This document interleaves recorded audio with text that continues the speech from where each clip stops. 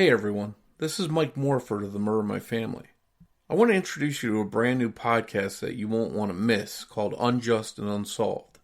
The Innocence Project gives a conservative estimate that there are over 20,000 innocent people currently locked away in U.S. prisons, convicted of crimes they did not commit. Unjust and Unsolved, the new true crime podcast from investigative journalist Maggie Freeling and the Obsessed Network, tells the story of those people and these crimes. Maggie began the project by sending letters to people in prison whose stories haunted her, and she heard back from nearly all of them. They all wanted their stories to be heard.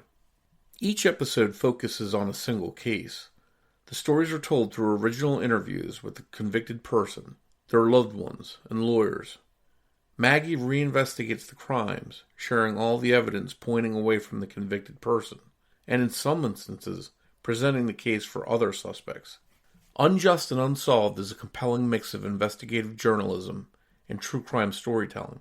Find Unjust and Unsolved and all Obsessed Network podcasts wherever you get your podcast. Enjoy this preview of Unjust and Unsolved, and I'll see you back here soon with an all-new episode of The Murder My Family. My name is Maggie Freeling. I'm a journalist and producer, and this is Unjust and Unsolved, a podcast about people who I believe are wrongfully incarcerated for crimes that are actually unsolved. You've surely heard stories like these on the news, but the thing is, the ones you've heard about barely scratch the surface. The Innocence Project gives a conservative estimate that about 20,000 innocent people are currently locked away in U.S. prisons. After reading some of these stories, I felt compelled to do something. So I sent 20 letters to people who are locked up despite evidence pointing away from them. Some responded through mail, some emailed, and some called me on contraband cell phones. But all wanted their stories to be heard. So I left my public radio job and decided to do just that. In each episode, I speak with those people, their loved ones, supporters, and lawyers to shed light on how they wound up incarcerated for decades, despite the evidence, and how that means the crimes they were convicted of are still unsolved. This week, I'm telling the story of Ronnie Wallace Long. And I'm going to mention right off the bat that as I reported this episode, there were some major developments that we'll get to later. But first, there's a new push to release a black man who says he's been wrongly imprisoned for more than 40 years for the rape of a white woman in North Carolina. In 1976, a man broke into the home of a prominent white widow and violently beat and raped her. Ronnie Long, a young black man, was given consecutive life sentences for rape and burglary. That young man is now 64, and he says he never had a chance at a fair trial in what was back then a mostly segregated community. Ronnie was convicted by an all-white jury in North Carolina with no evidence linking him to the crime, an alibi, and only shaky witness ID from the survivor, 54-year-old Sarah Bost. After decades in prison, the case against Ronnie has steadily unraveled. Now lawyers for Ronnie Long, who accuse investigators of lying about evidence, are trying to write what they say is a wrongful conviction. His lawyers also say the prosecution withheld crucial DNA evidence belonging to the real attacker. So why was Ronnie in prison for more than half of his life? And who is the real attacker of Miss Bost?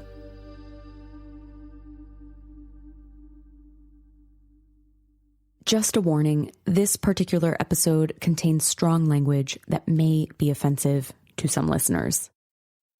Hey, Ronnie. How are you doing? Still struggling, but I'm okay. What's the struggle today? Trying to stay alive. The damn coronavirus, it'll hit in them. So that's my struggle. That's what I'm struggling with right now. Today, Ronnie Long is 64. He spent more than half of his life in prison for a crime he says he did not commit. When I first spoke to Ronnie, he was a bit hard to understand. He has a deep Southern accent, but even if I couldn't fully understand what he was saying all the time, his sentiments always came through. Right away, we talked about coronavirus and how scared he is of catching it at his age. Yeah, that's a scary... Have you had anything this scary happen since you've been in prison? It was a little incident Do a fight count? It was almost a racial war. When was that? This is back in the 70s, though. Talking to Ronnie has been different than a lot of the other folks I've spoken to. Ronnie is older and has done more time. He's also the first person I've interviewed for this series who was convicted in the 70s. The where and when of this case plays huge roles in how it unfolded. It matters that Ronnie was a black man accused of raping a white woman. It matters that it happened in North Carolina, in a state that 20 years earlier had fought hard against desegregation, and that in 1976, it was still segregated. And this is what attracted me to Ronnie's story. The absurdity of what you're about to hear is pretty clear. It was based on race and the disposability of black bodies during this time. Ain't no way you can tell me, white judge, white victim, white DA, 12 white jurors, 1 black defendant, young black man in the 70s, and he got a fair trial. It wasn't about the truth. It wasn't about what's right and wrong. It was black and white. Yeah. That's what it was. These people are not trying to find out the truth. They don't want to know the truth. The only thing they're concerned is, white woman says she got assaulted by a black man. We got a black man right here. Lock him up. I'm going to keep scratching and clawing until the truth is brought to the surface. They know what they did to me. They know they set me up. They know.